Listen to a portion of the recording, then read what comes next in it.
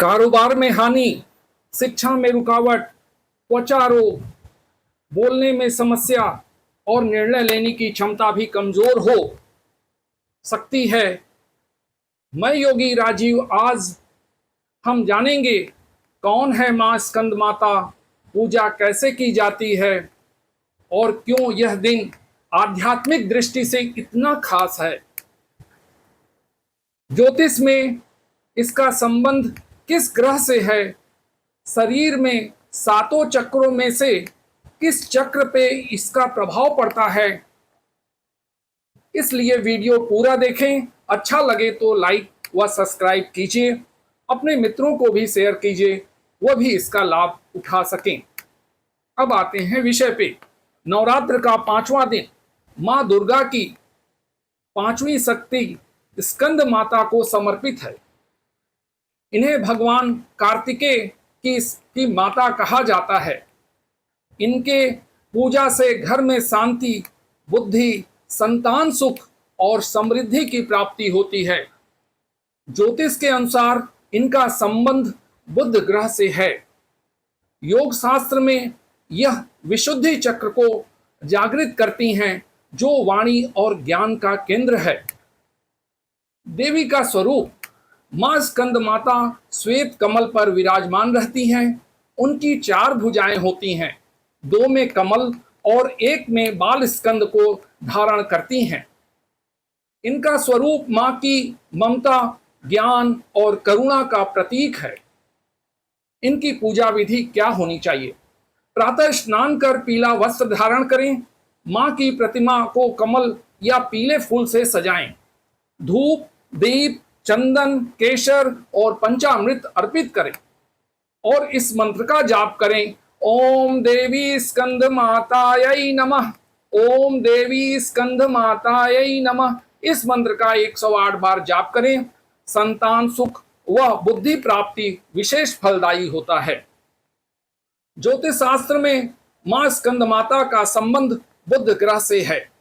बुध ग्रह ज्ञान, बुद्धि, वाणी, व्यापार का कारक है। बुध को ग्रहों का राजकुमार कहा गया है, क्योंकि यह बुध विवेक और चपलता का प्रतीक है। बुध जो है वाणी है, बुद्धि है, गणना है, गणित है, व्यापार है, शिक्षा है, संवाद है और मित्रता के साथ साथ तर्क का भी कारक है। ज्योतिष के अनुसार कुंडली में बुध ग्रह के खराब होने पर व्यक्ति को कई तरह की समस्याओं का सामना करना पड़ सकता है, जैसे कारोबार में हानि, शिक्षा में रुकावट, त्वचा रोग और बोलने में समस्या। आजकल बच्चों का बहुत से ऐसे बच्चे आते हैं जिन्हें बोलते ही नहीं, तो उनके लिए भी बहुत अच्छा है। बुध खराब होने पर मानसिक निर्णय लेने की क्षमता भी कमजोर हो जाती है। पूजा से बुध दोष शांत होता है, वाणी में मधुरता आती है और व्यापार में लाभ मिलता है। अगर में देखा जाए शरीर में योग में देखा जाए तो 7 चक्रास हैं, जिसमें विशुद्धि चक्र जो गले के पास में है, इस चक्र के जागृत होने से व्यक्ति की वाणी में सत्यता आती है, शक्ति होती है, आकर्षण होता है उसके वाणी में, संवाद क्षमता और सीखने की शक्ति बहुत अच्छी होती है। यह स्थान गला थायराइड के पास होता है।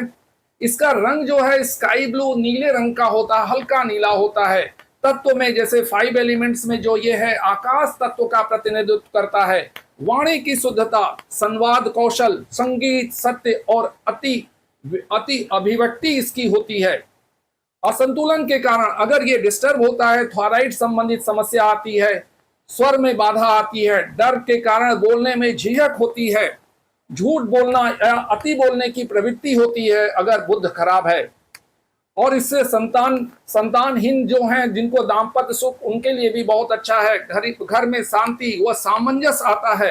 विद्यार्थियों के लिए, लेखक, वक्ता, व्यापारी को विशेष लाभ, साधक को आत्मबल, आत्मज्ञान की प्राप्ति होती है।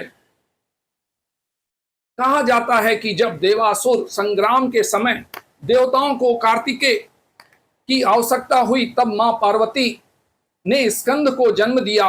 वही स्कंद देवताओं के सेनापति बने और असुरों का विनाश किया। इसलिए मां का नाम मां का यह स्वरूप स्कंद माता कहलाता है। मां अपने पुत्र को गोद में लेकर भक्तों को आशीर्वाद देती हैं।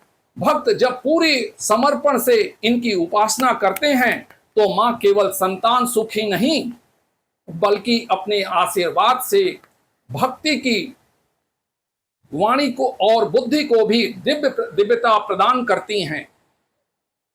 मां का स्वरूप ही अजीब है। अगर आप अपने जीवन में वाणी की मधुरता, संतान सुख और बुद्ध ग्रह से के शुभ फल चाहते हैं तो नवरात्रि के 5वें दिन मां स्कंद माता की पूजा अवश्य करें। बताए गए मंत्र का 108 बार जप कीजिए। मंत्र जप और दीप प्रज्वलन के साथ मां का स्मरण करें और अपने जीवन में ज्ञान शांति का संचार करें। यह था नवरात्रि के 5वें दिन मां स्कंद माता का महत्व, पूजा विधि और रहस्य। अगर आपको यह वीडियो अच्छा लगे तो इसे लाइक और शेयर करें, चैनल को सब्सक्राइब करें और अपने मित्रों को अवश्य शेयर करें ताकि नवरात्र के हर दिन की खास जानकारी आप तक पहुंच सके।